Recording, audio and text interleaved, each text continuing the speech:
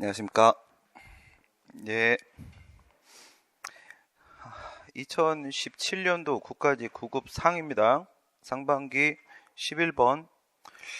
공공기관의 정보 공개에 관한 법률에 따른 정보 공개에 대한 설명을 옳지 않은 것은 한국증권업협회, 증권업협회, 증권사들끼리 모여있는 사단법인이죠. 증권사들끼리 모여있다. 증권회사 상호 간의 업무 질서를 유지하고 유가증권의 공정한 매매거래, 투자자 보호를 위하여 구성된 회원 조직으로 증권거래법 또는 그 법에 의한 명령, 이렇게 명령 들어오면 뭘 말해? 법규 명령 얘기하는 거죠. 법규 명령, 위임 명령입니다. 예, 명령에 대하여 특별한 규정이 있는 것을 제외하고는 특별한 규정의 법이 있으면 당연히 그거 적용하는 건데, 예, 민법 중에 사단법인에 관한 규정을 적용받으므로 그 공공기관의 정보기관한 법률 시행령상의 특별법에 의해 설립된 특수법인에 해당하지 않는다. 예, 이제 시행령 2조 얘기하는 거죠. 시행령 2조. 예, 그런데 이 특별법에 의해서 설립된 특수법인이라는 것이 모든 것을 말하는 게 아니라 뭐랑 같아야 되는 거예요. 예, 우리가 얘기하는 거는 행정정보 공개잖아요. 행정정보 공개. 그렇죠? 그래서 행정정보 공개제도, 행정정보 공개제도. 이게 되면은 이 앞부분에 뭐가 있느냐? 행정이잖아요, 행정. 그죠? 예, 공익과의 관련성이 인정이 되어야 되는 겁니다. 그래서 우리가 사립학교 이렇게 들어가도 교육 서비스는 공공 서비스이기 때문에 전체 이익을 목적으로 하는 것이다 라고 이해될 수가 있습니다만은, 여기서 이제 증권협회 같은 경우에는 공익은 뭐예요? 공익은 전체 이익이죠. 전체 이익. 사익은 개인의 이익 말하는 것이고, 그렇다면 이 증권협회가 하는 업무가 과연 전체 이익을 목적으로 하는 것과 같은 것인가? 다시 말해서 이 정도 되느냐? 국가기관 등. 국가기관 등의 행위하고 공행정 사무를 수행하는 거하고 같이 볼 수 있는 수준인가? 이걸 보셔야 되는 거예요. 이거를. 예, 그런데 이 증권협회가 하는 업무라는 것은 국가기관이 하는 행위와 같은 그러한 공공 서비스를 제공하는 그런 문제는 아니라는 거예요. 그래서 이거는 정보공개법상의 공공기관은 아니다. 공공기관, 정보공개 의무를 부담하는 공공기관에 해당하지 않는다라는 문제죠. 너무 많이 나왔던 얘기고, 정보공개 청구에 대하여 공공기관이 비공개 결정을 한 경우에 청구인이 이에 불복한다면 이 신청 절차를 거치지 않고 행정심판 청구할 수 있다.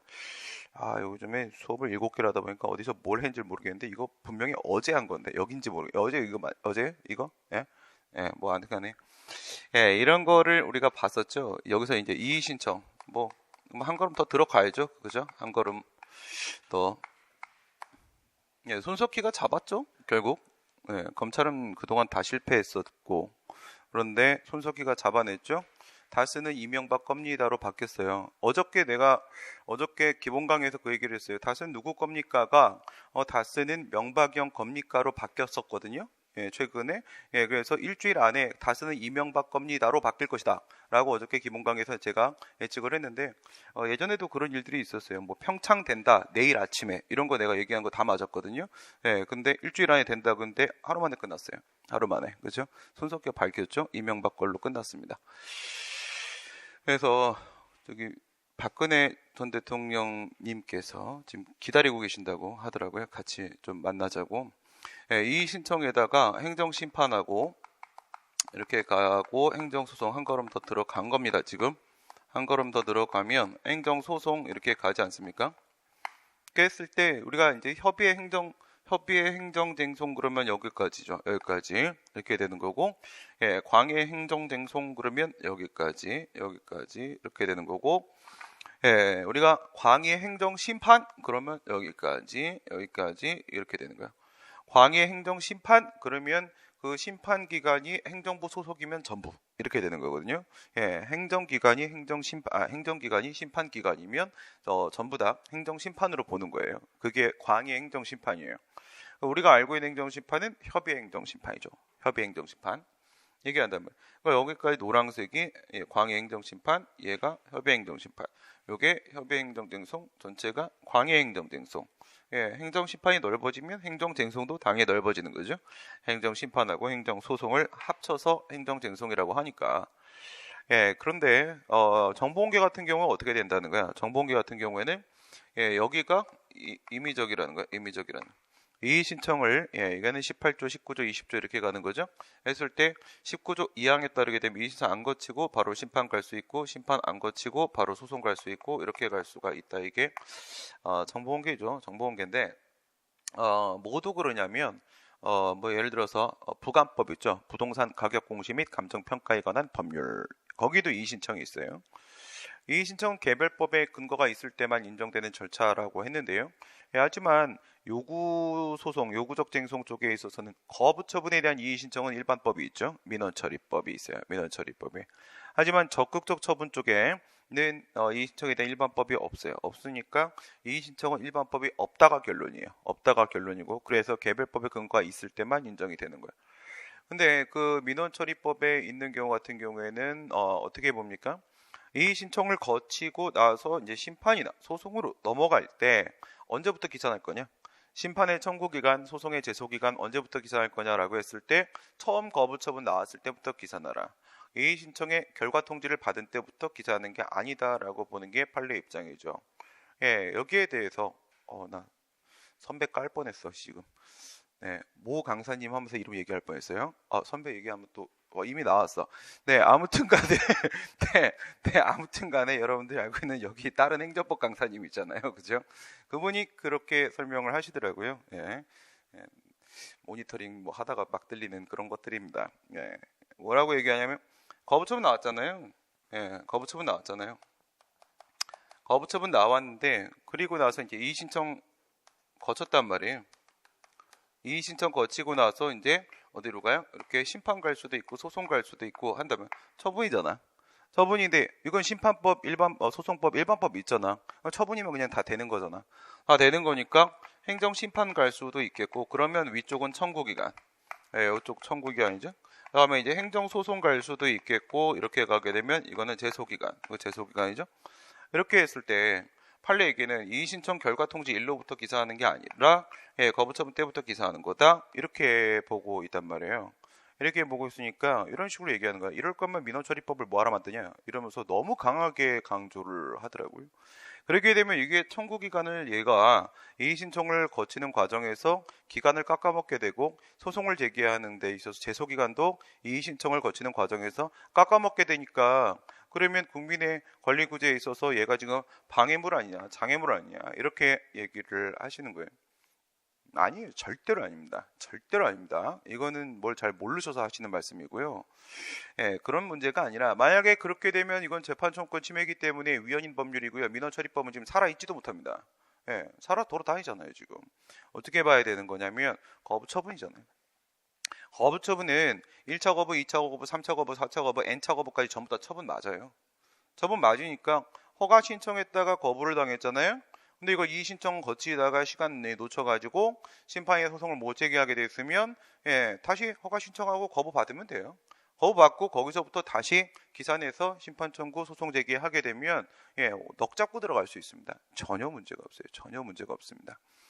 그런 문제예요. 근데 지금 이거는 민원처리법은 민원은 수익적인 행위를 해달라고 하는 거잖아요. 그러니까 거부처분에 대한 문제로만 국한이 되는 거란 말이에요. 그런데 지금 정보공개에 대한 이야기를 했지 않습니까? 정보공개에 대한 이야기를 했습니다. 그럼 갖다 적용시켰어요. 갖다 적용을 시켰어요. 정보공개 청구를 했어요. 정보공개 청구했는데 비공개 결정이 나왔습니다. 비공개 결정 거부처분이죠. 정보공개 거부처분에 대해서 이의 신청 거쳐요. 이의 신청 거치다 보면 또 시간 다 날아갈 거 아니겠습니까? 그렇죠? 이거 며칠이에요? 이거 들어갈 때 30일입니다. 들어갈 때 30일이고요. 나올 때까지 언제 나올지 모르는 거잖아요. 그렇죠? 그러니까 나오는 기간은요. 심판이든 이의 신청이든 나오는 기간은 정해져 있는 경우도 있고 안 정해져 있는 경우도 있지만 예를 들어서 우리 행정심판법 같은 경우에는 45조에서 뭐라고 하고 있냐면 행정심판은 60일 안에 처리해서 재결 내놔라 라고 하는데 그거는 강행 규정이 아니에요. 그 기간이라는 거. 그게 강행 규정이면 심리 하다 말고 그냥 뱉어버립니까? 말도 안 되는 소리죠. 그냥 권고하는 거예요. 훈시 규정이거든요. 그게 보통 심판은 3개월, 4개월 이렇게 걸린단 말입니다. 60일이면 2개월로 막아달라는 거잖아요. 2개월로 막히는 게 거의 없단 말이에요. 그러면 2개월에 못 막았으니까 재결은 위법입니까? 그건 아니잖아요. 그건 아닙니다. 그냥 2개월에 못 막아주고 재결을 안 해주면 그러면은 우리 행정심판법 제18조에서 행정소송법 18조에서 뭐라고 해요? 그럴 때는 더 기다리기 싫으면 심판 그냥 스킵하고 바로 소송 와도 허용하겠다. 필요주의여도 이렇게 해서 육회 공군 있잖아요. 육회 공군, 육회 부정 기간 변경 필요해서 그런 걸 걸어줄 수는 있겠지만은 아직 심리가 끝나지도 않았는데 재결을 내놓을 수 없는 거 아니겠습니까? 그래요. 그러니까 들어갔을 때 언제 나올지 모른단 말이에요. 들어가는데 걸리는 게 30일입니다. 30일인데 이미 이거 심판 들어가는 거, 이거 소송 들어가는 거는 일반법 적용하라고 19조 20조에서 정보공개법을 다루고 있단 말이에요. 그러면 30일 이미 깎아 먹었잖아요. 이노마가 60일 안에 끝낸다고 하더라도 그래도 90일 다 끝난 겁니다. 그러면 심판소송 못 가는 거냐고요. 아니란 말이죠. 아니란 말이죠. 얘도 얘랑 똑같아요. 얘도 얘랑 똑같이 거부처분 나왔을 때부터 기산해서 심판을 가거나 그 다음에 거부처분 나왔을 때부터 기산해서 소송을 가야 되는 겁니다. 이의신청을 거쳤다고 하더라도. 그러면 얘랑 똑같은데 다른 걸로 볼까요? 똑같은 다른 거? 이것도 여러분들 문제 있어요. 똑같은데 다른 거. 똑같은데 다른 거 뭐예요? 똑같이 생겼어도 분명히 DNA는 다를 수 있습니다. 쌍둥이라고 하더라도. 그렇죠? 그것까지 똑같으면은 그거는 이제 황우석 박사가 실패한 그거 성공했습니까? 뭐 하여튼 믿을 수가 없으니까. 아무튼 간에 그거예요. 복제물이 생겨야지 DNA까지 같이. 그렇지 않은 이상 똑같아 다른 거죠. 똑같아 다른 게 바로 뭐냐면 부동산 가격 공시 및 감정 평가에 관한 법률이에요. 이거 우리 배웠잖아. 부동산 가격 공시 및 감정평가에 관한 부감법. 그 공시지가법. 뭐라고 감정평가법. 뭐라고 했죠? 마음대로 해. 마음대로 하고 거기에 보게 되면 개별 공시지가, 표준지 공시지가. 우리가 일반적으로 공시지가 그러면 표준지 공시지가를 말하는 거죠. 이렇게 개별 공시지가, 표준지 공시지가 이거 처분으로 인정하지 않습니까? 그렇죠? 그러니까 이거에 대해서 이거 다 인정해요. 다 인정합니다. 그러니까 무슨 말이에요? 부감법에는 이의신청 절차에 대한 규정이 있다고요. 이건 원래 일반법 있는 거니까. 그죠? 이게 있단 말이에요. 그게 다 인정된단 말이에요. 개별 공시, 그 다음 표준지 공시에 대해서 불복을 해서 들어간다라고 했을 때, 거기도 이거예요. 거기도 똑같은 거, 똑같고 다른 거. 똑같은 거는 이미 임입니다. 거기도 이미 임이에요. 이미 임이거든요. 거기도 그냥 안 거치고 막 꽂아요. 막 꽂아. 막 꽂아버리는데, 그냥 이의신청 거치고 뭐야? 이의신청 거치고, 그러니까 이거 하고 가도 되는 거고요. 이거 하고 이거 안 하고 가도 되는 거고요. 안 하고 가도 되는 거고요. 안 하고 소송 가도 돼요. 다 되는 겁니다. 다 되는 거예요. 그런데 여기서는 뭐라고 되어 있냐면 이의신청을 거쳤을 때는 이의신청 결과 통지를 받은 날부터 기산해서 행정심판이나 행정소송으로 간다라고 해서 원처분 때부터 기산하는 게 아니에요. 이거는 이의신청 결과 통지 받았을 때부터 들어가는 거예요. 왜 그런 거겠어요? 그거는 개별 공시가 결정이 나왔는데 2차 공시, 3차 공시 이렇게 나오게 되면 처분입니까? 아니에요. 그 가격을 다시 한번 확인하는 의미밖에 없는 거잖아요. 원래 처분은 2차, 3차, 4차는 처분이 아니잖아요. 어디서 봤어요? 독촉 계고에서 봤었지 않습니까? 그렇죠? 2, 3, 4차 계고 독촉은 처분 아니지 않습니까? 똑같아요. 다 처분 아니에요. 어디서만 처분이에요? 거부에서만. 알겠어요? 거부에서만 처분입니다. 그러니까 여기 같은 경우에는 원처분 때부터 기산하자라고 들어가 버리게 되면은 심판 소송 들어갈 때 기간 다 놓쳐요. 다 놓칩니다. 그렇기 때문에 법에서 아예 이의신청 결과 통지 일로부터 기산한다라는 말이 들어가 있는 거예요. 들어가 있습니다. 그래서 적극적 처분에 대한 불복의 문제가 1이라도 담겨 있는 그런 법이라고 하게 되면 이의신청에 대한 규정을 두고 있을 때 전제로 하면 결과 통지일로부터 기사한다는 말이 무조건 입법돼야 돼요. 안 그러면 재판청권 위배거든요. 그렇기 때문에 무조건 들어가 있어요. 무조건. 이건 뭐예요? 정보공개법, 요건 민원처리법, 그 다음에 얘 같은 경우에는 부감법 얘기하는 거, 부동산 가격 공시 및 감정평가에 관한 법률 얘기하는 거죠. 그리고 이제 우리가 얘기했던 것 중에 산업재해보상보험법이나 고용보험법 같은 게 어떻게 되는 거라고 했어요? 여기가 필요라고 했죠. 여기가 필요고 여기가 임이라고 했죠. 그래서 내가 장애급여를 청구를 했는데 야 네가 무슨 산지야 임마 이렇게 해서 부지급 결정을 내렸다. 불승인 결정 같은 말입니다. 말을 왔다 갔다 하거든. 그래서 이제 불승인 결정 거부처분이 나왔다 이거예요. 거부처분이 나왔다고 했을 때 거기에도 이게 다 있어요. 저게 있다는 얘기죠. 이의신청. 거기에 이름은 뭐라고 했어요? 어제 심사청구, 재심사청구 이렇게 돼 있단 말이에요. 심사청구, 재심사청구 이렇게 돼 있어요. 그럴 때는 재심사를 가려면 심사를 반드시 거쳐야 돼요. 그게 이의신청이고요. 소송을 가려기 위해서 반드시 재심사를 거쳐야 되는 거는 아니다. 이런 식으로 돼 있단 말이에요. 그죠? 그러면 어떤 경우도 있어요. 우리 국세기본법 같은 경우에는 여기가 뭐예요? 이의신청은 안 거쳐도 되는 거예요. 이의신청은. 근데 여기는 좀 특이한 게 세무서장한테 가지 않고 중간에 있는 지방국세청장한테 가요. 보통 지방국세청장한테 가고 세무서장한테 가는 경우도 있긴 있습니다. 있긴 있는데 이 신청은 안 거쳐도 되는 거고 그 다음에 국세청장의 심사 청구, 그 다음 조세심판원의 심판 청구 이거는 반드시 거쳐야 되는 거고 이렇게 간단 말입니다. 정리하시고 19조 2항이죠. 19조 2항.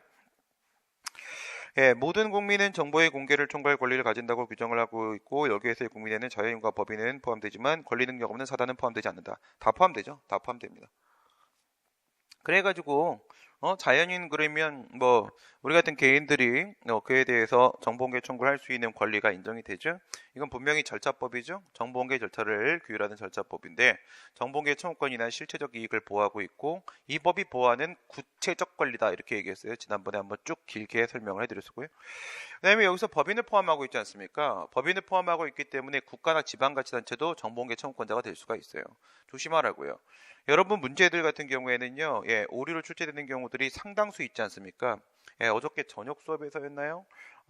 기존의 문제랑 다르지, 막 이런 경우 있어요. 기존의 문제가 오류야. 그게 오류야. 이게 정상이야. 이런 거. 국가배상법 5조.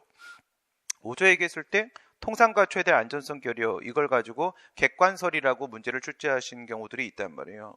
누가 그렇게 봅니까? 그렇게 보는 사람 없어요. 그분 혼자 그러시는 거예요. 자기 혼자만의 개인적 견해를 문제에다가 넣으시면 지옥 간다고 했지 않습니까? 반드시 지옥 갑니다. 그래서 어저께 잘 냈죠. 어저께 그 교수님은 잘 내셨죠. 뭐라고요? 최근 견해에 따르게 되면 주관적 요소를 포함하고 있다. 즉 안전확보 자기 의무 위반이 포함된다라고 얘기를 하면서 그쪽으로 출제를 하셨죠. 그러면 객관설 아니라는 게 확실해진 거잖아요. 확실해진 거란 말이에요. 그게 맞는 견해예요. 최소 다수 견해로는 출제를 해줘야 되는 거 아니겠습니까? 그랬을 때 여러분 조심해야 되는 게 뭐냐면 지금까지 교수님들이 정말 죄송한 얘기지만 뭘 몰라서 그렇게 출제하신 거예요. 또 이번에 정상적인 분이 들어오시면 또 정상적으로 출제하실 겁니다. 공보 판례만 가지고 출제하면 안 되는 거라고요.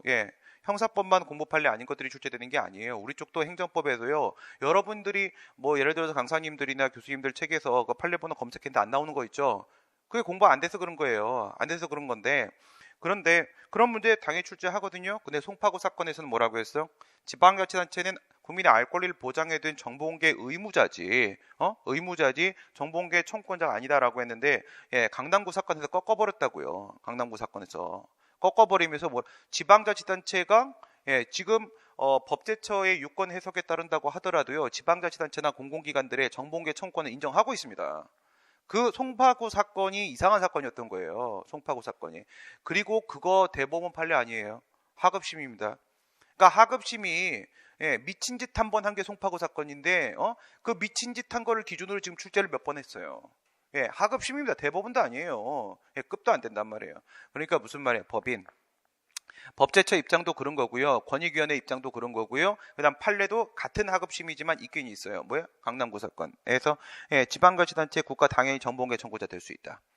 이겁니다. 될 수 있다. 그러니까 될 수 없다. 그러니까 가장 틀린 거 찾으셔야 돼요. 교수님이 오류 내실 수 있다는 거 항상 염두에 두셔야 되는 겁니다. 그렇게 하셔야 되고요. 그 다음에 뒤에 있는 건 시민단체죠. 시민단체. 아니 뭐 지방자치단체 그 집행 내역에 대해서 누가 가요? 보통 시민단체들이 정보공개 청구하지 개인이 가고 바빠 죽겠는데 하겠습니까? 시민단체 권리 능력 없는 사단 되잖아요. 그죠? 되는 게 맞습니다. 정말 다 됩니다. 정말 다 됩니다.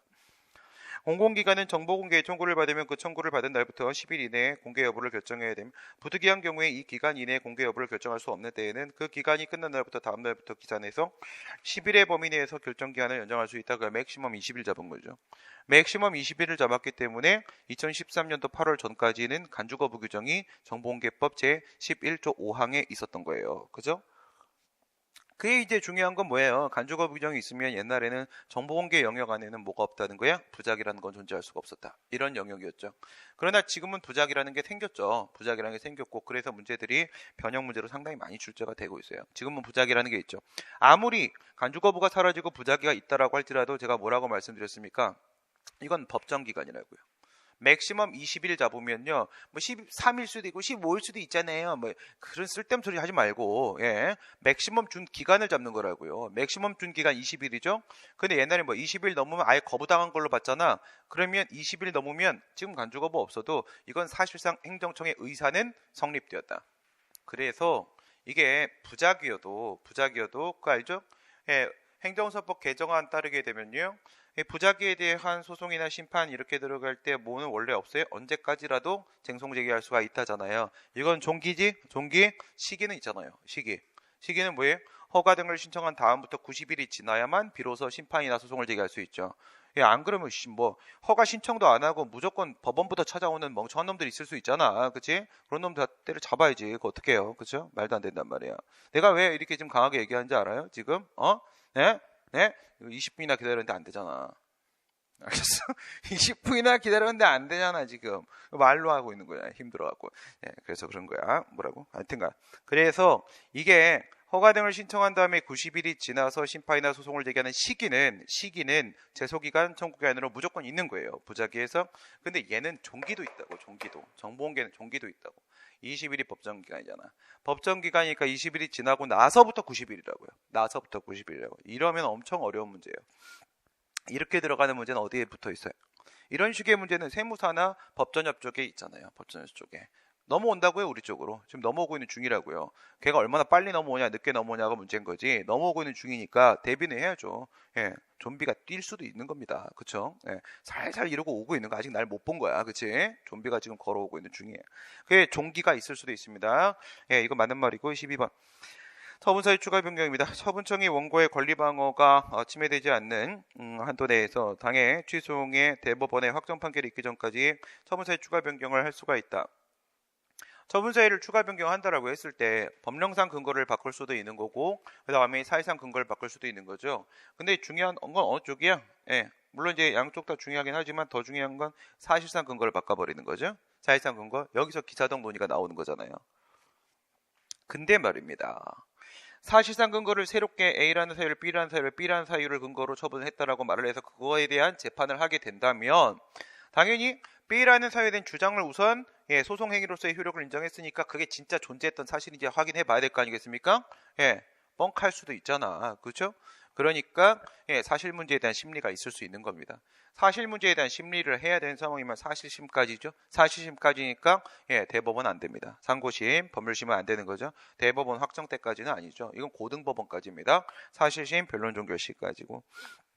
처분사유 추가 변경이 인정되기 위한 요건으로서의 기본적 사실관계의 동일성의 유무는 법구사기예요. 법구사기. 그렇죠? 예, 처분사유 추가 변경은 뭐예요? 옷 다 벗고 사기치는 거예요. 그렇죠? 예. 행정청이 우리한테 사기치는 거잖아. 처음에 이랬다 저랬다 왔다 갔다 이럴 거 있는 거 아닙니까? 예, 벗고 사기친다. 왜? 법률적으로 평가하기 이전에 이 부분이 제일 중요한 거지. 법률적으로 평가하지 말라고요. 법률적으로 평가하기 이전에 구체적 사실에 차가 나요. 사회적 사실관계가 기본적인 점에서 동일한지. 그러니까 똑같이 봤을 때 청소년을 접객원으로 고용을 했다라고 해서 재처분을 한다고 했을 때요. 그때 처음에 얘기한 게 A라는 청소년을 고용했다라고 했다가 그 다음 바꿔먹은 게 B라는 청소년을 고용했다라고 하게 되면 그러면 법률적으로 평가하면 청소년 고용했다니까 똑같은 말이 되는 거지만 벗고 사기해버리게 되면은 그러면 A하고 B는 딴 사람이에요. 딴 사람이니까 기사동이 깨져버린다. 그런 얘기죠. 추가 또는 변경된 사유가 당초의 처분서 사유를 명기하지 않았을 뿐 처분 시에 이미 존재하고 있었고 당사자도 그 사실을 알고 있었다면 당초 처분 사유의 동일성이 인정된다. 기사동이 인정된다고 지금 얘기를 하고 있는 거죠. 전혀 아니죠. 첫 번째, 처분 당시에 있었다는 이 기사동은 뭡니까? 처분 사유 추가 변경의 실체 한계잖아요. 실체상 한계잖아요. 처분 당시에 있었다는 건 이건 시간상한계 문제잖아. 그러니까 이건 기사동하고 아무 관계가 없는 거예요. 기사동하고 이건 시간상한계 문제이기 때문에 전혀 다른 영역의 문제가 되고요. 뒤쪽에서 알고 있었다. 우리가 법적인 판단을 내림에 있어서 주관적 사정은 전혀 고려하지 않습니다. 알았든 몰랐든 그건 상관없습니다. 바보면 모를 수도 있는 거잖아. 그렇지? 그래서 동일성 그렇다고 인정되는 건 아닙니다. 처분 사유의 추가 변경이 절차의 위법성을 치유하는 것인데 반해서 처분 이후의 사후 제시는 실체법상의 적법성을 확보하는 것이다. 이건 완전 반대로 되어 있는 거죠. 앞에 쪽게 처사 주변이에요. 처분 사유 추가 변경은 적법성을 확보하는 거고 하자 치유는요. 그것을 효력을 유지하는 거예요. 지금 적법성 확보라는 그 목적부터 전혀 틀렸죠. 차이가 뭐예요? 하자의 치유는 쟁송제기 전에 이루어지는 사후 보완이나 추한 행위를 근거로 가능한 것이고요. 이거 아직 싸움이 안 붙었어요. 싸움이 안 붙었기 때문에 미안하다, 내가 까먹었는데 줄게 지금. 줄게. 이렇게 주면서 평화를 유지하는 겁니다. 평화를 유지해서 분쟁으로 나아가지 않도록 막아주는 거라고요. 방지하는 목적이라고요. 있는 처분의 효력을 유지하는 것이고 처분사의 추가 변경은 소송이나 심판이 이미 시작돼서 싸움이 붙은 거예요. 이건 평화 없습니다. 상대를 죽이지 않으면 내가 죽습니다. 그래서 적법성 확보라고요. 적법성 확보라고요. 그다음 처사취변의 내용의 하자 문제라고 했고요. 하자 치유는 절차의 하자, 형식의 하자에 대한 문제가 되는 거라고 했고요. 처분사의 추가 변경은 처분 당시에 존재했던 사유를 가지고 해야 되는 것이고 하자의 치유는 처분 이후에 발생한 사유, 위법성 판단 기준 시에 예외를 인정하는 법리잖아요. 그렇죠? 네, 저희가 반대로 얘기를 했습니다. 13번. 공공의 영조물의 설치관리의 하자로 인한 국가배상 5조 또 등장했네. 공공의 영조물이라 함은 가함상 공물을 뜻하므로 그렇죠? 이건 도로, 하천 이렇게 돼 있잖아요. 예시가 영조물 이랬잖아요. 영조물 무슨 말이에요? 그거를 국가가 경영을 하기 위해서 만들 조자 만들어 놓은 물건이라는 겁니다. 경영을 하려고 만들어 놓은 물건이에요. 사용을 하려고 만드는 물건이 아닙니다. 경영을 하려고 만든 물건입니다. 경영을 하려고 하게 되면 경영을 한다고 하게 되면 그 회사라고 생각해봐. 안에 사람이 있어 없어? 있지. 회사에 사람 없으면 사람이 그게 회사입니까? 그냥 건물이지. 그치? 경영을 하면 회사를 경영하는 거잖아요. 국가 경영하려고 하는 거니까 이 안에 뭐가 들어가 있어? 사람이 들어가 있는 거예요. 사람이. 그게 인적 요소가 들어가 있는 거죠. 그게 원래의 영조물의 의미죠. 인적 요소와 물적 요소의 결합체다. 결합체. 인적 요소, 물적 요소의 종합적 결합체가 영조물인데 근데 여기에는 어떻게 돼 있어요? 도로 하천. 그런데 도로 하천에는 사람이 안 들어가 있잖아요. 그러니까 이걸 우리가 공물이라고 보는데 이 과정에서 두 가지 넓어지는 부분이 있죠. 뭐랑 비교해서 민법 758조에 있는 공작물 점유자 책임이랑 비교했을 때 달라지는 부분이 자연물, 동산 이런 것들이 포함될 수 있다라는 차이점 좀 있었죠. 그렇죠?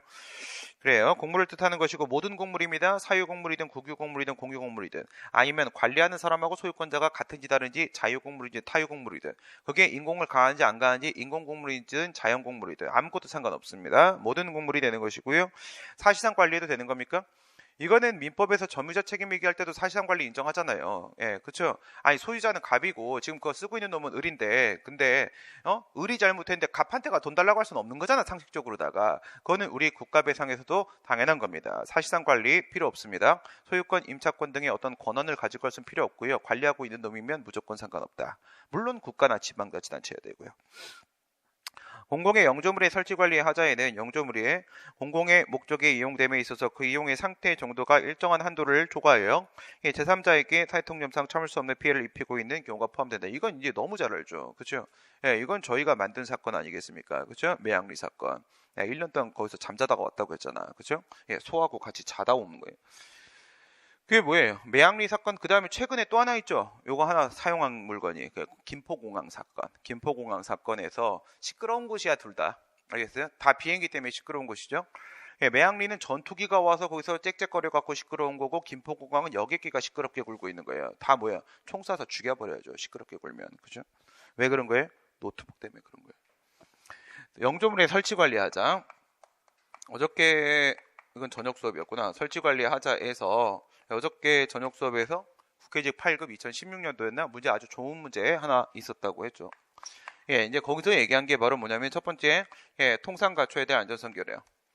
통상 갖춰야 될 안전성 결여하고, 교집합이었잖아요. 교집합, 이게 바로 뭐야? 안전의무 위반 또는 관리의무 위반 얘기하는 거죠. 방호조치 의무 위반, 뭐라고 해도 상관없는 거고요.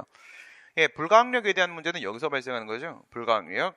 관리 능력의 범위를 벗어나면 불가항력이 발생하고 불가항력이 발생하면 나도 어쩔 수 없는 건데 어떡해. 그래서 안전의무 위반이 깨진다. 이렇게 들어가는 것. 불가항력 여기서 놀고 있는 거고.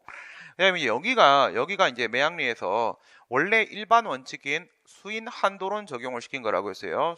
물적 상태의 하자. 물적 상태의 하자를 물적 하자라고 부르면 됩니다. 물적 하자. 물적 상태 하자라고 하다 물적 하자로 써 내가. 물적 상태 하자는 뭐예요? 물리적 하자고 그 다음에 합집합이었죠. 합집합 들어가면서 매양리 사건에서 얘기한 것은요 수인한 도론이에요. 더 이상 참을 수가 없다. 이거죠. 인지하지 못한 위험이 발생하면 참을 수 없는 거고요. 인지했는데 그걸 초과해버리면 참을 수 없는 거고요. 인지를 했든 말았든 간에 죽어버리면 참을 수 없는 겁니다. 사람이 죽어버리면 이 세 가지였었죠. 여기서 기능적 하자. 물리적 하자와 기능적 하자 이 부분이 수인한도론 이 부분이 바로 수인할 수 없으면 인정해라 이렇게 되는 거고요. 이게 매양리 김포공항 이게 뭐야? 이게 도로에 웅덩이 패여져 있고 신호기가 막 깜빡깜빡거리고 앉아 있고 이렇게 고장 나버린 거 그게 저쪽에 물적 상태 하자 이렇게 되는 거죠. 설치관리 하자에서 지금 사회통념상 참을 수 없다 수인한도론 여기 지금 친 겁니다. 매양리 사건 얘기한 거고요. 영조물의 설치 및 관리에 있어서 항상 완전 무결한 상태 이거 통상이잖아요. 통상 이게 통상인데 통상 예. 국립외교원 통상직 뭐 그런 거 얘기하는 게 아니라 통상이라고 하게 되면 물건마다 위험성의 정도가 다 다르다고요. 그렇죠? 물건들마다 물건의 상태에 비례해서 그 안전성이 달라지는 거예요. 그렇죠? 안전성이 달라지는 겁니다. 물건에 따라서 그에 비례해서 그 위험성 정도에 비례하여 구비해야 된 안전성의 정도가 달라지는 겁니다. 이건 이제 가장 기본은 뭐였어요? 정상적인 방법으로 이용하라 이거였죠. 정상적인 방법으로 이용하라. 완전 무결을 원하는 것은 아니다. 완전 무결은 통상 저 부분이죠. 통상 저 부분인데 이건 강화고등학교 난간 실족 사건 이거죠. 난간 빗물바지 하려고 만들어 놓은데 애기들이 가고 애기들이 담배를 피려면 숨어서 피워야 되는데 건방지게 거기도 숨은 거구나. 그죠? 난간에 올라서 피다가 떨어져 죽었다. 그랬을 때 그러면 그 애들 담배를 피게 하기 위해서 펜스를 또 만들어줄 수는 없는 거잖아요. 그렇죠? 네. 그런 문제가 통상 이거였었고 완전 무결 의견. 국가배상 청구 송에서 공공의 영조물에 하자가 있다는 입증 책임은 피해자가 지지만 관리 주체에게 손해 발생의 이용 가능성, 회피 가능성이 없다는 입증 책임은 관리 주체가 진다. 이거 얘기하는 거죠. 이거. 그러니까 엄밀하게 말하면 어쨌든 이거는 적극적 요건이고 이거는 소극적 요건이란 말이에요. 엄밀하게 말하면. 그러니까 이거는 배상 청구가 인정이 되는 거고 이렇게 되면 배상 청구가 인정이 안 되는 거잖아. 그럼 인정이 되는 건 피해자가 좋은 거죠. 원고가 좋은 거고 그다음에 이거 인정이 안 되게 되면 가해자가 좋은 거죠. 피고가 좋은 거죠. 그렇게 나눠 먹자 이거지. 법률요건 분류설. 14번 행정대집행법상 대집행에 대한 설명으로 옳은 거죠. 의무를 명하는 행정행위가 불가증력이 발생하지 않은 경우에는 그 행정행위에 따른 의무의 불이행에 대하여 대집행을 할 수가 없다. 이거는 공정력도 모르는 소리 하고 있는 거죠. 그렇죠? 공정력도 모르는 소리. 꼭 불가증력까지 필요한 겁니까? 그게 아니잖아요. 그렇죠?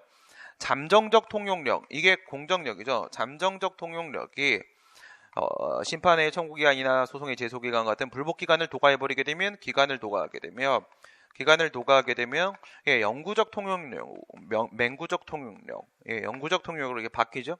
이게 불가증력이죠. 불가증력이 이렇게 되는 것이죠. 그런데 이노마들이 이 의미를 갖고 있는 건 이노마 이 영구가 의미를 갖고 있는 건 오직 어디에만 국한되는 문제라고 해서 어제 저녁 수업에서는 제가 좀 다른 각도로도 접근을 해드렸는데 쟁송 취소예요. 취소 판결 취소 제기를 할 수가 없다. 이게 다라고요. 그 이상 뭐가 있어요, 이 친구가. 그렇죠? 불가쟁력이라는 건 더 이상 다툴 수 없다는 거예요. 다툴 수 없다는 것은 취소나 변경을 구할 수 없다는 것이고 그걸 구하는 것은 직권 취소는 행정처에 알아서 하는 거잖아요. 그렇죠? 국가 배상은 취소를 하는 게 아닌 거잖아요. 그렇죠? 취소를 할 수 없다는 거야. 취소나 변경을 할 수 없다는 건 취소 재결, 취소 소송, 취소 판결 이걸 얘기하는 겁니다. 나가는 놈 들어와! 네, 나갔고. 네, 원래 가는 사람 잡지 않고 오는 사람 막지 않는 스타일. 그 다음. 그래서 대집행을 하는 거는 뭐냐면 이것만 있으면 돼요. 공정력. 공정력 이것만 있으면 됩니다. 공정력이라고 하게 되면 그것이 위법하다고 할지라도 유효성 추정의 의미적 효력을 인정한다고요. 뭐라고요? 효력을 인정한다고. 위법하지만 효력을 인정한다고요. 생명을 불어넣었다고요. 그러면 일을 한다고요. 효과가 발생한다고요. 행정회의가 하는 효과는 바로 뭡니까? 내용적 구속력. 이게 공정력이죠. 내용적 구속력. 다시 말해서 법적 효과를 발생시킨다. 효과 써놨네. 효과를 발생시킨다. 그러니까 위법하다고 할지라도 아직 불가증력이 발생 안 했다고 하더라도 그건 상관하지 말고요. 철거 의무는 부과가 된 거잖아요. 철거 의무는 부과가 된 거니까 대집행할 수가 있는 거죠. 부작위 하명에는 행정행위 강제력의 효력이 있으므로 물론 행정행위에는 자력 강제력이 인정이 되는 건 맞아요. 그렇긴 한데 이게 뭐 만능은 아니지 않습니까? 당의 하명에 따른 부작위 음해 불이행에 대하여 별도의 법적 근거 없이 대집행이 가능하다. 이건 점프가 너무 세죠. 그죠? 점프 뭐라는 거예요 지금 초등학교 나왔으면 대학 입학 자격이 있다. 그거랑 지금 똑같은 소리하고 앉아 있는 거예요. 중학교 고등학교 아예 뭐 가지도 않았어요. 천재냐? 뭐 이거지. 그죠? 이건 그래서 첫 번째, 건축법 제11조 1항에 위반돼서 그게 불법 건축물이에요. 불법 건축물입니다. 불법 건축물인데 그 다음에 이거는 부작위 의무 위반이잖아요. 부작위 의무 위반이고 이에 대한 철거 명령하죠. 이에 대한 철거 명령하고 근데 그 철거 의무 불이행을 하게 되면은 불이행하면 이제 대집행 들어가죠. 대집행에서 계고, 확정, 실행, 비용 이렇게 들어가는 거예요. 이건 대집행 이렇게 되죠. 그러면 얘 같은 경우에는 근거법이 뭐예요? 근거법이 건축법 제11조 1항 이렇게 되는 거고요. 여기서 건물을 지으려면 허가를 받아라. 반대 해석 들어가면 허가를 안 받았으면 건물을 짓지 마라. 이렇게 해서 부작위 의무가 부과되어 있었던 것이고 부작위 의무를 위반해서 그래서 불법 건축물, 무허 건축물이 된 거예요. 무허 건축물이 됐고 이 친구 같은 경우에는 건축법 제79조 1항에서 자기 의무를 부과할 수 있는 근거를 마련하고 있죠. 이게 바로 뭐예요? 이게 전환명령, 자귀하명입니다. 부작위를 자기를 바꿔주는 전환명령이라고요. 전환명령이고 이 근거를 우리가 전환규범이라고 부르죠. 전환규범. 법률여부 원칙 얘기하는 거예요. 이거 침익적인 처분이잖아요. 침익적인 처분 당연히 별도의 법적 근거 있어야 되는 거죠. 그 다음에 이 아이들은 얘보다 더 침익적인 아이들이잖아요. 그죠? 이 아이들도 별도의 법적 근거가 있어야 되는데 그게 바로 행정대집행법. 행정대집행법 2조, 3조, 그 다음에 4조, 5조까지죠. 4조, 5조까지. 이렇게 되는 거 아니겠습니까? 지금 얘는 뭐냐면, 그동안 나왔던 문제가 이걸 근거로 이렇게 할 수 있다? 무슨 소리를 하고 앉아있는 거냐? 이걸 근거로 이렇게 할 수 있다? 무슨 소리를 하고 앉아있는 거냐? 이랬는데, 이 친구는 완전 점프를 세게 뛰었어요. 세게 뛰면서, 이걸 근거로 이거 하면 안 되겠냐? 제정신 아니죠. 제정신 아니다. 그 얘기 하는 거죠. 당연히 부작위 의무 위반은 자기 의무 불이행, 자기 의무의 문제로 전환을 시켜줘야 되고요. 전환 과정도 지금 생략돼 있어요. 전환 과정도 뭐 어떻게 봐도 설명이 안 되는 친구고요. 원칙적으로 의무의 불이행을 방치하는 것이 심히 공익을 해야 하는 것으로 인정되는 경우에 이건 뭐예요? 이익형량. 계고할 때는 충족돼야 되는 것이다. 계고할 때 충족돼야 되는 것이다. 이거 뭐 얘기하는 거죠.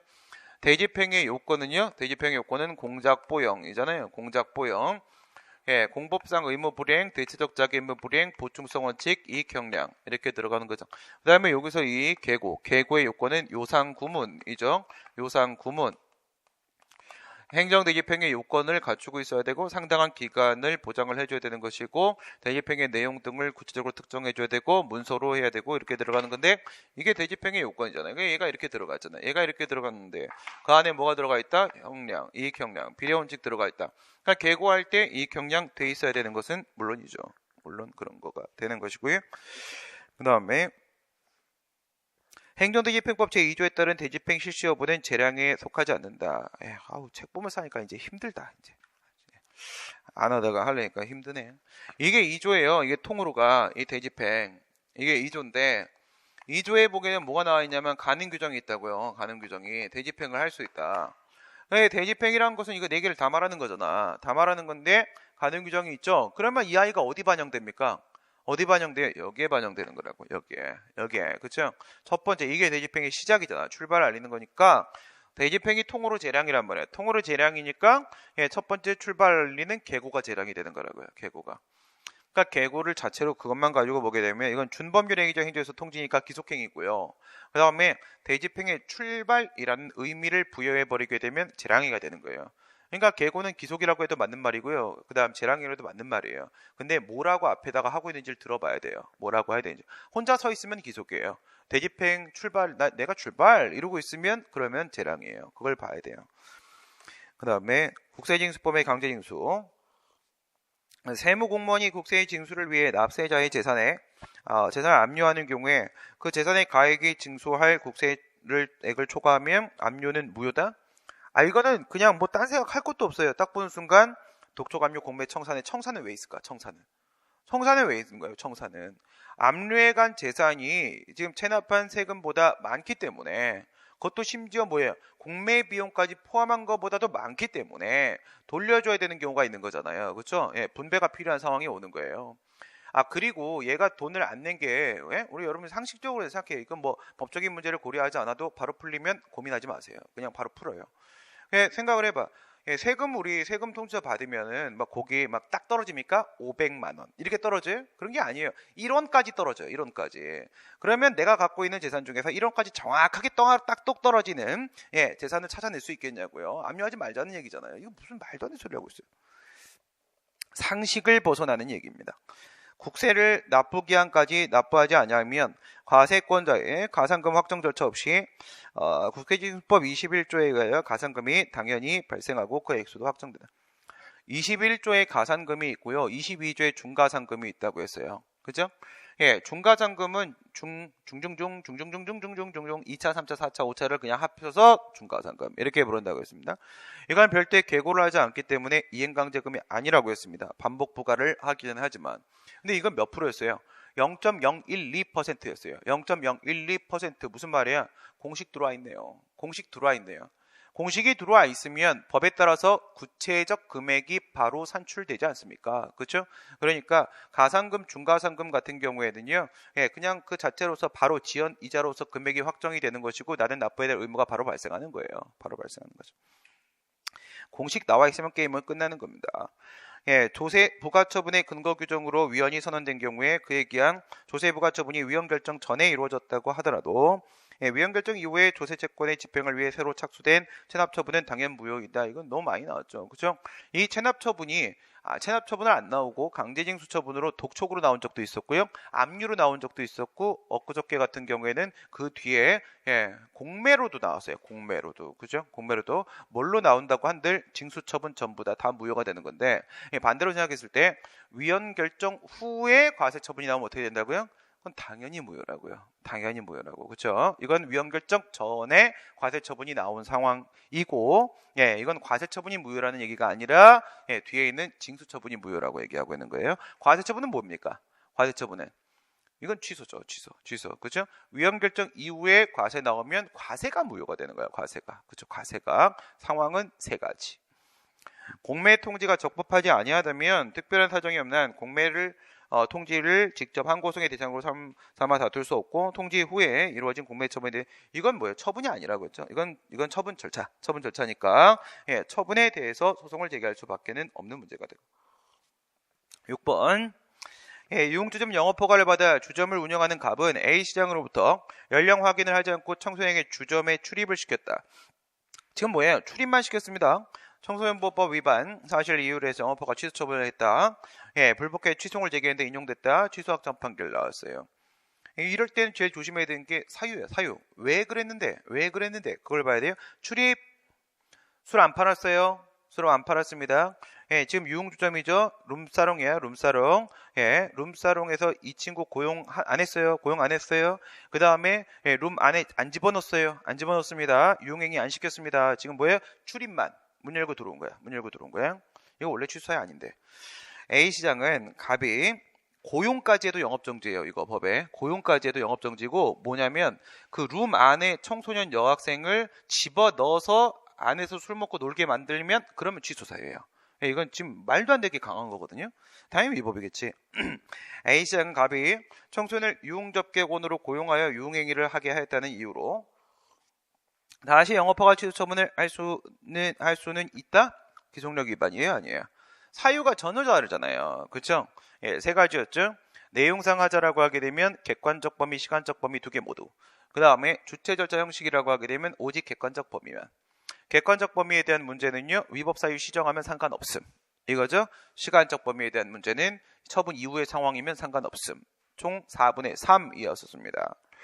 예, 그렇게 들어간다고 했을 때 이거는 뭐냐면 내용의 하자의 문제가 되는 것이고 그 다음에 객관적 범위의 문제가 되는 것이니까 이게 위법 사유를 시정했는지를 판단함에 있어서는 뭘 보라고 했죠? 기사동 보라고 했죠. 기사동 인정됩니까? 출입하고 고용하고 뭐가 똑같아요? 완전 다르죠? 그 다음에 영업허가 취소 처분은 지나치게 가혹하다는 이유로 이건 뭐야? 재량의 하자. 아까 얘기한 대로 재량의 하자입니다. 가혹하다. 예, 취소 확정 판결이 내려졌다면 A시장은 가백의 연령을 확인하지 않고 청소를 출입시켰다는 이유로 영업허가 취소 처분을 정지 처분을 할 수는 있다. 지금 사유가 똑같죠. 예, 사유는 똑같은 겁니다. 그러니까 출입시켰다라는 성문법상의 요건 사유는 똑같은데 근데 여기서 조심해야 될 건 뭐냐면 이거를 깊게 들어가 버리면 이노마가 영업허가 취소고 이노마가 영업정지이기 때문에 그래서 기속력 위반이 아니다. 즉 처분의 내용이 다르기 때문에 기속력 위반이 아니다 라고 말하면 틀린 거예요. 그거는 내용의 문제는 기속력하고 아무 관계 없어요. 아무 관계 없는 겁니다. 뭘 봐야 돼요? 사유를 봐야 되는데 지금 이건 성문법상 요건 사유를 얘기하는 게 아니라 불문법상 요건 사유예요. 가혹하다고 했으니까 비례원칙 위반이라는 거잖아. 지금 재량이 하자라는 거잖아. 그치? 불문법도 요건 사실이 있지 않습니까? 이런 경우를 한번 생각을 해보세요. 뭐 이게 이 친구가 이 룸사롱을 운영하는 이유가 특별히 재주가 없고 그런데 내가 지금 부양해야 되는 식구가 너무나 많고 노모도 있고 막 그렇다고 쳐봐요. 이런 상황인데 그거를 고려하지 않고 영업허가 취소를 했고 얘가 가혹하다고 하면서 판결의 취지에 따라서 이번에는 그거를 고려했다고 쳐보세요. 고려를 하고 나니까 영업정지로 바뀐 거예요. 취소를 했는지 정지를 했는지 문제는 그냥 현상적으로 나타나는 결과밖에는 없는 거고 중요한 건 사유인데 재량권 행사의 근거 사유가 같아요 달라요. 지난번엔 노모 고려 안 했고 이번엔 노모 고려했잖아요. 그러면 기사동 깨진 거잖아요. 그렇게 보는 거라고요. 내용이 같다 다르다의 문제가 아닙니다. 사법시험 문제예요. 2007년도 청소년들을 주점에 출입시킨 사법시험 2007년도 2문의 1의 설문 4번이에요. 똑같은 문제들이 있고요. 다른 데도 당연히 청소년들을 주점에 출입시킨 사실이 없다는 이유로 이번에 뭐야? 성문법상 요건 사실 완전 없음. 이런 걸 판례는 뭐라고 부르냐면 처분 사유 없음 이렇게 불러요. 처분 사유 없다. 아무 잘못이 없다는 거예요. 제재 사유가 취소 확정 판결이 내려졌다면 A장 가백의 연령을 확인하지 않고 청소년을 출입시켰다는 이유로 영업허가 취소 처분을 할 수는 없다. 할 수 없죠. 그죠? 네. 뭐 문제요? 왜 그대로 갖다 놨냐? 그죠? 없는 게 맞고요. 옳지, 맞는 거지. 맞는 거니까, 그래서 4번이구나. OX에 약한 인간. 청문 절차를 거치지 않다. 이번엔 주체 절차 형식입니다. 주체 절차 형식. 취소 확정 판결이 내려졌다면 A시장은 적법한 청문 절차를 거치더라도 이게 무슨 말이에요? 객관적 범위. 주체 절차 형식은 객관적 범위밖에 없죠. 위법 사유 시정했죠? 상관없는 거예요. 가백의 연령을 확인하지 않고 청소를 출입시켰다는 이유로 사유 똑같죠? 상관없는 거죠. 여기에 잘못됐다는 건 아니잖아요. 영업허가 취소 처분을 할 수는 없다? 할 수 있죠. 기속력 위반 없습니다. 행정상 손실보상에 관한 것이다. 손실보상의 이론적 근거를 어디서 찾을 건데 그럴 때 막 이런 얘기 하죠. 이거는 공용수용이기 때문에 해주는 거야. 공용수용설. 야 기득권을 침해했잖아. 이런 건 보상을 좀 해줘야 돼. 기득권설. 불쌍해서 돈 준다 임마. 은혜설 막 이런 거 있죠. 은혜는 이름이고 사람 이름이고 그렇죠. 그래서 뭐예요? 특별희생설. 이게 통설이죠. 특별희생설. 특별희생설에 따르게 되면은 특별한 희생은 당연히 구제를 시켜줘야 되는 거죠. 공공의 복리, 공공복지와 개인의 권리 사이에 충돌이 있는 경우에는 개인의 권리가 우선한다? 말 돼야 안 돼요. 형량을 해봐야 알지. 어떻게 우선하고 누가 우선한지 어떻게 알아요? 공공필요는 뭡니까? 우선 기본적으로 공공복리라는 공익이 있고 이건 뭐야? 23조 2항. 그 다음에 재산권 침해라는 사익이 있고 이건 뭡니까? 23조 1항. 그 23조 1항과 2항의 공익과 사익을 형량해서 2항에 있는 공익이 사익 침해를 정당화할 정도로 월등히 우월할 때 그때 우리가 공용 제약 행위를 할 수가 있어요. 수용 사용 제한, 보상이 필요한 것들 그런 걸 할 수가 있고 이건 뭐가 우선한다고 바로 말할 수 없어요. 굳이 뭐 우선한다고 말하려면 공익, 손실보상 얘기하고 굳이 말할 거면 이거 완전 까꾸로 얘기한 거고. 손실보상 청구권을 공권으로 보게 되면은 손실보상 청구를 발생시키는 침해의 대상이 되는 재산권에는 공법상 권리만 포함되고 사법상 권리는 아니다. 이건 무슨 뭐 멍멍짓냐? 개입니까? 노트북 때문에 그래요. 저녁에 보면 내가 웃고 있는 걸 보게 될 거예요. 노트북이 잘 될 거예요. 이거 중간에 내가 웃으면 똥구멍에 털 나서 안 돼요. 그래서 지금 계속 하고 있는 거야. 수업 끝날 때까지. 뭐냐면 지금 재산권 침해를 발생시키고 있는 공법적 원인가 있죠. 공법적인 원인. 공법 원인이 이렇게 있어요. 그냥 공법 행위.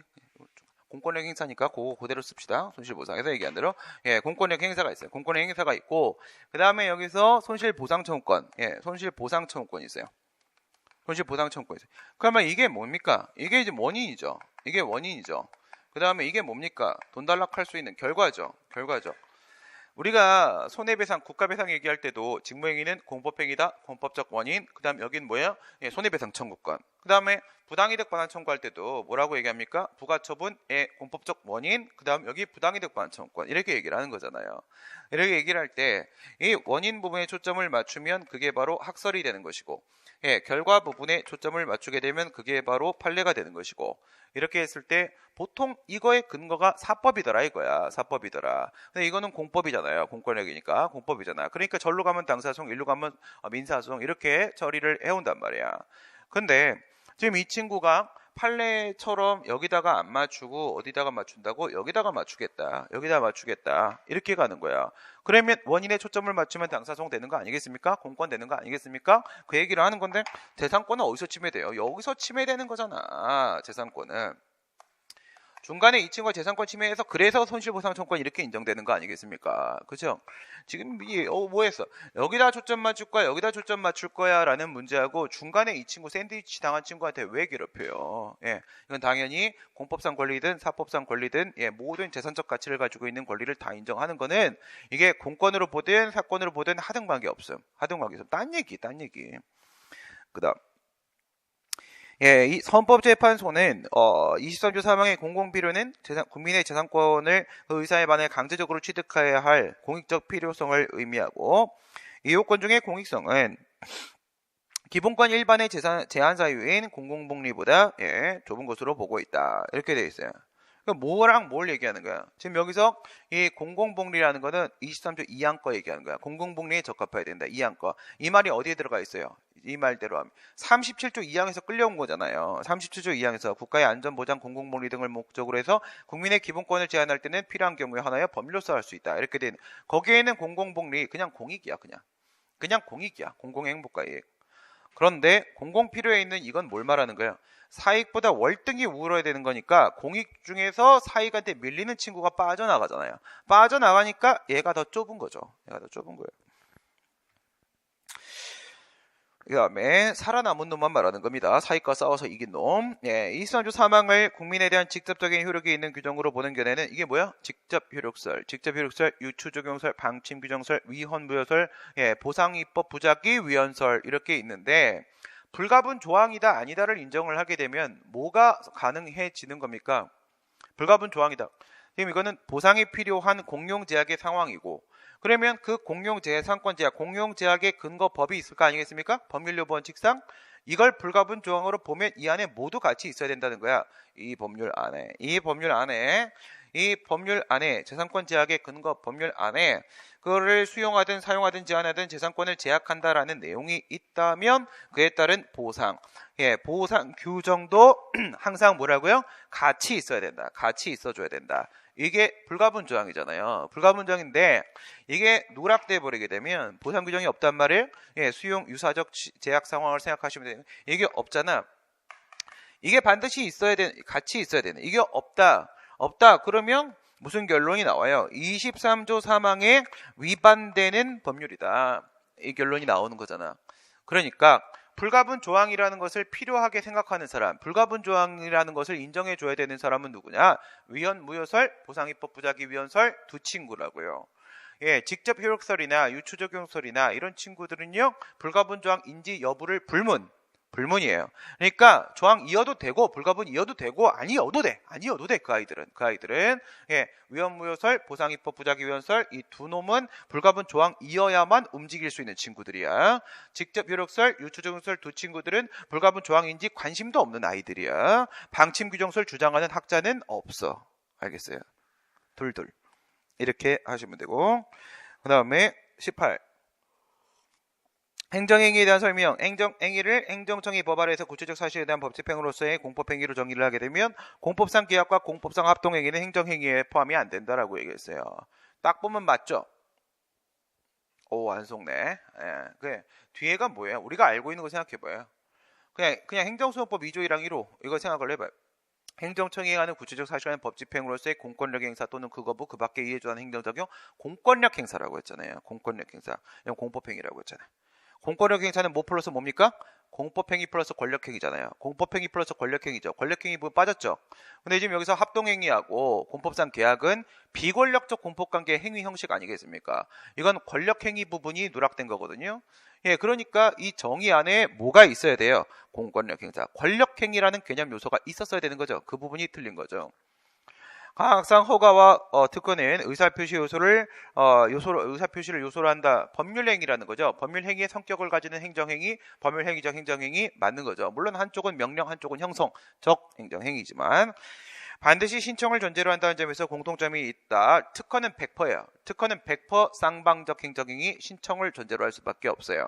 특별히 권리를 주는 건데 가만히 있는 특별히 주면 정말 고맙겠는데 그런 일은 없어요. 그런 일은 없고 허가는 그렇죠. 허가는 예외가 있을 수 있는데 항상 예는 거 뭐밖에 없어. 예, 통행금지 해제. 통행금지 해제. 예, 청와대 앞에서 뭐 행사한다. 뭐 할까? 파이브 할까? 뭐 나인 할까? 뭐 하여튼 왔다. 뭐 그래갖고 이제 막았어. 예, 행사 끝났어. 끝났으면 가면 뭐예요? 풀어주는 거야. 그렇죠? 풀어주는 거죠. 이건 뭡니까? 대물적 허가. 물적 행정으로서 일반 처분에 해당을 하는데 여기서 예, 여기다 뭐 해제를 좀 신청했다, 허가를 신청했다라고 하더라도 이것은 그 단순 동기부여입니다. 단순 동기부여 아무 의미 없어요. 신청이 필요가 없습니다. 허가는 100%가 아니에요. 99%. 99%. 행정행위의 효력으로서 구성요건적 효력과 공정력은 이론적 근거를 법적 안정성에 찾고 있다. 공정력이 그거고요. 지금 이 얘기는 최근 견해야. 최근 견해. 이건 젊은 분이야. 지금 출제하신 분이. 그죠? 예, 그러니까 이렇게 간다면 나누는 거죠. 공정력, 구성요건력, 요거는 예, 처분의 상대방과 이해관계인 얘는요 다른 국가기관 이렇게 가고 있는 거예요. 하나는 공정력은요 행정법 관계 안정성이죠. 법적 안정성. 그 다음에 예, 구성요건적 효력은 국가기관 상호간의 권한 존중, 서로 이론적 근거가 서로 따르다. 네, 그 다음에 행정소법상 처분의 개념을 행정의 개념과 다르다고 보면 이원설이죠. 우리가 법에서 얘기하는 이원설은 다 넓다. 다 넓다. 넓어서 그런 거야, 넓어서. 예, 반동적으로다가 더 좁게 가면 그건 죽여버려야 돼요. 그건 학자가 아니라 자학입니다. 예, 그래서 행정의 개념보다 넓게 본다. 그래, 이원론이 무조건 넓어요, 넓어요. 판례. 19번 행정청이 도시 및 주거환경정비법 등 관련 법령에 근거하여 행하는 조합 설립 인가처분은 가능상 인가처분으로서 이건 2009년도 전까지죠. 예, 그 조합 설립 결의에 하자가 있다면 조합 설립 결의에 대한 무효인을 구해야 된다. 이거 완전히 다 틀려먹었네요. 그때 당시에 같은 경우에는요. 둘의 차이가 뭔데요? 2009년도부터 새롭게 던지기 시작한 말은 설권적 처분. 설권적 처분은요. 공법인을 설립시키고 행정주체 지위를 인정시키게 된다. 그거였잖아요. 그래서 지금 같은 경우에는 말이야. 이 총회 결의를 직접 다툰다면 판례가 그것까지 다 판시했어요. 다면 당사소송이다. 근데 옛날에 뭐라고 했어요? 그 총회 결의를 직접 다퉈야 되는데 이건 민사소송이다. 이렇게 했단 말이에요. 지금 여기서 예, 무효 확인을 구한다라고 하게 되면 옛날식으로 갔으니까 이건 민사소송이다. 지금 이 얘기를 하려고 하는 건데 이거는 지금 바뀌었죠. 예, 판례 변경 아니라고 했습니다. 모두 조심하라고요.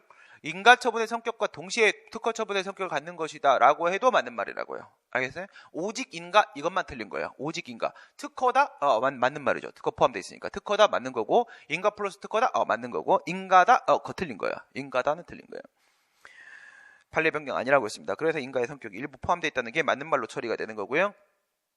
예, 지적공부 소관청의 지목 변경 신청 반려 행위는 행정사무의 편의 사실증명 자료로 삼기 위한 것이지 예, 이건 토지대장 등재 행위고요. 그렇죠? 예, 그 등재 여부는 어떠한 권리의 변동이나 예, 상실 효력을 생기지 않으므로 한 곳의 대장이 되는 처분이 아니다라고 했는데 맞아요? 틀렸죠. 토지, 지목 변경, 건축은 용도 변경에 대한 거부는 처분이 되는 거죠. 지목 변경, 용도 변경. 하나는 토지, 하나는 건물. 얘들은 거부가 전부 다 처분이 되는 것이고, 예, 토지 대장에 대한 등재행위 뭐 이런 것들은 뭐야? 예, 안 바꿔주는 거, 명의 변경, 거부 이런 거는 예, 처분이 아닌데 아예 직권 발소, 예, 이러면 또 처분이 되는 것이고 이게 결론이었죠. 이건 뭐 나오는 게 뭐 다 정해져 있어요. 지방자치단체가 이건 뭐였어요? 지방자치단체가 이 가트 얘기하는 94년도 가트. 그래서 서로 예, 쌤쌤이 가자 이런 거예요. 그래서 예, 외국 기업이 들어와 있어도 외국 기업도 우리나라 국내 기업이랑 뭐 똑같이 취급해 달라 이거였는데, 근데 우리나라 학교가 이거 전라북도였나 이것도 저쪽이었는데, 예, 그쪽에서 뭐 했어요? 우리나라 농산물 쓰게 되면 지방자치단체가 지원금 줬단 말이에요. 지원금 주면 당연히 그거 쓰겠죠. 그거 쓰게 되면은 외국 기업하고 차별한 거잖아. 그래서 문제가 됐단 말이에요. 그럼 뭘 봐야 돼요? 헌법 제6조 1항에 보게 되면 헌법에 의해서 체결 공포된 조약과 일반적으로 승인된 국제규범의 경우에 국제법규의 경우에는 뭐예요? 국내법적 효력을 갖는다. 국내 법률만 한정되는 건 아니에요. 국내법으로서의 효력을 가져요. 국내법으로서의 효력을 가질 때 어떤 나라들은 국내법의 효력을 인정을 하면서 별도의 입법 절차를 거쳐야 된다라고 보는 나라들도 있지만 우리는 어때요? 우리는 별도의 입법 절차 없습니다. 바로 들어와서 국내법으로 편입당합니다. 바로 편입당하게 되고 이게 법률이 아니라 법규 명령의 효력만 갖는다고 하더라도 조례보다는 위입니다. 조례보다는 뭐로 간다고 할지라도 국내법의 효력을 가지면 그게 무슨 말이에요? 국제법규 무조건 조례한테 이긴다고요. 조례한테. 그런데 이 조례는 무슨 조례? 전형적 조례죠? 그러면 상위법에 위반된 거죠. 위반된 거니까 바로 무효. 이렇게 되는 거죠. 어떤 행정처분 이후에 항고성이 취소되었다면 기판력에 의하여 당해 처분은 곧바로 국가배상법 2조에 고의 또는 과실로 인한 불법행위를 구성한다? 구성한다? 아니죠. 단정할 수 없다. 단정할 수 없다고. 그 다음에 만약에 취소 판결이 나왔다. 그러면 기판력에 의해서 고의 과실이 인정된다? 그럼 완전히 틀린 거고요. 완전히 틀린 거고. 그 다음에 위법성이 인정된다에 대한 부분은 판례가 없고요. 여기는 단정할 수 없다. 단정할 수 없다. 이유는 고의 과실 부분을 포함해서 생각을 하니까 뭐라고 말을 할 수가 없었던 거야. 판례 입장에서. 그죠? 그 다음에 마지막 20번. 행정소송법 제26조는 행정소송에서 직권심리죠. 직권심리. 우리가 얘기하는 직권주의는 직권탐지주의와 직권증거조사주의입니다. 직권심리 이거 도대체 뭐냐? 여기서부터 상황이 시작되는 거죠. 그렇죠? 새로운 이름을 등장을 시키니까 넌 누구냐? 여기서부터 시작이 돼갖고 직권심리가 적용되도록 하고 있는데 행정소송에서 당사자주의나 변론주의를 기본구조로 여전히 유지된다. 무슨 말이냐면 우선 당사자주의에는 처분권주의하고 변론주의하고 두 개가 있죠. 이 직권심리는 처분권주의하고는 아무 관계가 없다가 판례입니다. 아무 관계가 없다. 처분권주의 죽었다 깨도 예외 없습니다. 가만히 있다 소송 시작되고 막 이러면 깜놀합니다. 심장병 죽어요. 그렇죠? 처분권주의는 절대 예외 없습니다. 변론주의 쪽에다가 약간 손질을 가한 거야. 약간 손질을 가했는데 완전한 직권 탐지를 인정한 건 아닌 거죠. 일정 범위 내에서만 직권 탐지를 인정했다. 그게 변론주의 쪽과 관련돼서 이게 기본 구조다. 이렇게 말이 나온 거예요. 처분권주의는 죽었다 깨도 깰 수가 없습니다. 그 다음 영업자에 대한 제재 처분에 대하여 행정심판위원회가 영업자에게 유리한 적극적 변경 명령 제기를 하였다. 제재 처분이죠. 이렇게 생각하세요. 만약에 영업허가 취소 처분이 나왔는데 그거를 6개월 영업정지 처분으로 변경한 거야. 알겠어요? 취소가 6개월 영업정지로 변경된 거라고 상정을 해놓고 적극적 변경 명령 제기를 적극적이라는 건 뭡니까? 새롭다는 거예요. 새로운 거 뭔가 만들었다는 거지. 지금 건 취소. 이건 정지 완전히 다른 내용의 법적 효과입니다.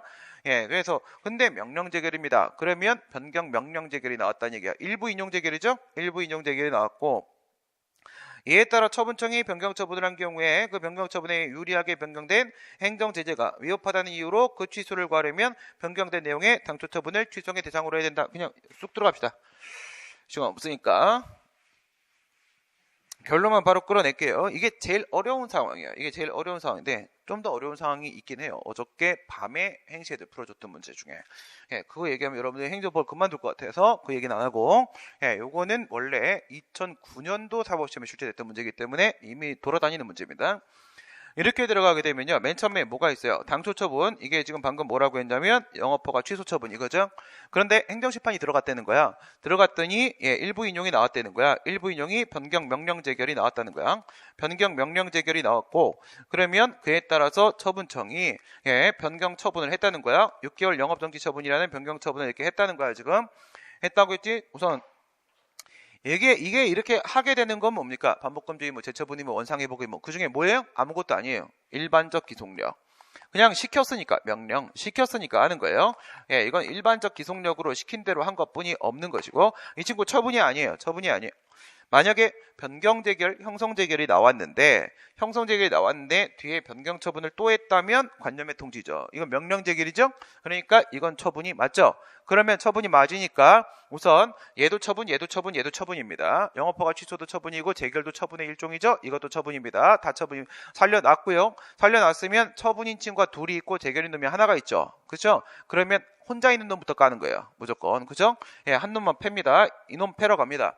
배러 가게 되면 이놈은 주체 절차 형식 and 내용 이렇게 가죠. 얘가 만약 주절형의 하자라고 하게 되면은 고유 위법이 인정될 수가 있겠죠. 고유 위법이. 그쵸? 근데 만약에 내용의 위법 문제라고 한다면 일부 인용은 고유 위법이 없는 거 아니겠습니까? 그쵸? 없는 거죠. 일반적으로 말하면 내용입니다. 내용이니까 얘는 고유 위법이 없는 애요. 물론 완전히 예외 들어가면 처사추변 직권심리 위반이면 생길 수도 있긴 하겠지만 그죠? 일반적으로는 없는 거야. 없는 거니까 얘는 죽었어요. 죽었죠? 두 놈 남았죠. 두 놈 남은 거고요. 이제 얘하고 비교를 하는 거예요. 당초처분, 변경처분 이렇게 들어가는 이거는 중간 이렇게 재결 개입 안 돼 있는 상황으로 생각해 보세요. 똑같은 거예요. 안 돼 있는 상황. 2천만 원이 1,000만 원으로 바뀌었다. 뭐예요? 변경된 내용의 당초처분. 그쵸? 예, 당초처분, 변경처분 똑같잖아요. 중간에 있었던 재결 우리가 죽여버렸잖아. 그러니까 둘 남아있는 거잖아. 변경된 내용의 당초처분이니까 얘가 새로운 독자적인 처분이 아니라 이게 요만큼으로 남아있는 거예요. 그럼 뭐예요? 6개월 영업정지로 변경된 내용의 당초 제재처분. 이게 되는 거예요. 당초. 그럼 소송 뭐에 대해? 소송 여기다 얘기하는 거야, 여기다. 여기다 얘기하는 거고 여기다 얘기하면 기산점은 소송의 기산 여기서부터 시작되는 거고 여기서부터 시작이 되는데 재결이 있네. 뭐에 대한 재결? 얘에 대한 재결은 있잖아요. 얘에 대한 재결은 다시 없지만 얘에 대한 재결은 있으니까 다시 제소기한 특례 규정 적용받았고 뒤로 살짝 밀려서 이제 결론은 여기 이렇게 기산되는 것이다. 얘는 무시당한 거고 이렇게 되는 겁니다. 소외대 상해 문제는 언제나 제소기간이랑 연결이 되는 것이고요. 원자료 및 관계시설의 부지사전 승인. 부지사전 승인 뭐예요? 사전 결정 및 부분 허가의 성격을 가는 어느 쪽으로 본다고 할지라도 처분이 되는 것이 맞는 거죠. 예, 처분이고요. 단계적 행정결정. 예, 독립한 행정처분은 아니므로 독립한 행정처분 맞고요. 얘 위법을 직접 항고소 다툴 수는 없고 있고요. 건설허가 처분에 대한 항고소에 다투어야 된다. 이건 뭐냐면 이게 나오고 나서 건설허가 처분이 나오면 거기에다가 다투는 건 맞긴 해요. 맞긴 하죠. 그렇죠? 예, 상황을 이렇게 정리하는 거잖아요. 여기서 부지사전 승인 승인 처분이 나왔어요. 승인 처분이 나왔죠. 여기다 소송 갈 수 있어요? 심판 갈 수 있어요? 당연히 갈 수 있어요. 사전 결정 부분 허가 처분이가 갈 수는 있어요. 갈 수 있습니다. 갈 수 있는데 그 다음 상황이 바뀌었어. 상황이 바뀌어가지고 최종적 허가로서 원자력 발전소 건설허가가 이렇게 나왔어. 건설허가가 나오게 되면 얘가 얘로 흡수되죠. 흡수가 돼버리니까 노랭이가 생기는 순간 얘는 죽어. 얘는 효력이 소멸되니까 그러면 그때는 이때다 소송을 제기해야 된다고요. 이건 뭐가 돼? 노랭이가 나오는 순간 각하돼. 흡수됐으니까. 각하되고 여기다 소송을 제기해야 되고 여기다 소송을 제기하면서 사실 이놈아는 이거에 뭐니까 1, 2, 3의 요건 중에 요건이니까 안에 얘의 위법도 주장할 수가 있다. 이렇게 되는 거라고요. 그쵸? 소송 제기할 수 있고요. 나중에 이게 나왔을 때 저기다가 소송을 제기하는 겁니다. 폐기물관리법령 상에 폐기물 처리 허가를 받기 위한 사업계획에 대한 부적정 통보는 허가 신청 자체를 제한하는 등 개인의 권리나 법률상 이익에 개별적이고 구체적으로 규제하고 있어서 행정처분에 해당을 한다. 맞죠? 적정 통보 뭡니까? 사전결정이죠. 사전결정. 그렇게만 봐도 처분이고요. 그 다음에 이 폐기물 처리 사업에 대한 사업계획서를 제출할 수 있다라고 규정되어 있어요. 제출은 뭐야? 사인의 공법행위에 대한 명문의 근거가 있잖아요. 그러니까 법규 명문상의 신청권도 인정이 되는 겁니다. 사전결정 처분이죠. 처분에 대한 거부 맞죠? 그 다음에 신청권 명문으로 인정되고 있죠. 법규상 신청권 거부 처분 성립되죠. 되고요. 상식적으로 생각을 해봐도 이건 뭐였습니까? 사업계획서에 대한 적정 통보를 받아야만 뭘 할 수 있어요? 최종적 허가로서 정식 허가 신청을 할 수 있는 자격을 갖추게 된다. 다시 말해 신청권이 비로소 인정된다. 이거잖아요. 이 적정 통보 못 받으면 부적정 통보 받게 되면 거부받은 거죠. 거부받게 되면요. 애당초 폐기물 처리 허가 신청도 할 수 있는 자격이 없어요. 그러면 당연히 이 사람 권리 침해한 거 맞는 거 아니겠습니까? 그죠? 거부 처분. 상식적으로 생각해도 맞는 거고요. 이론적으로 봐도 맞는 겁니다. 오늘은 여기까지 하도록 하겠습니다. 고생하셨습니다. 수고하셨습니다.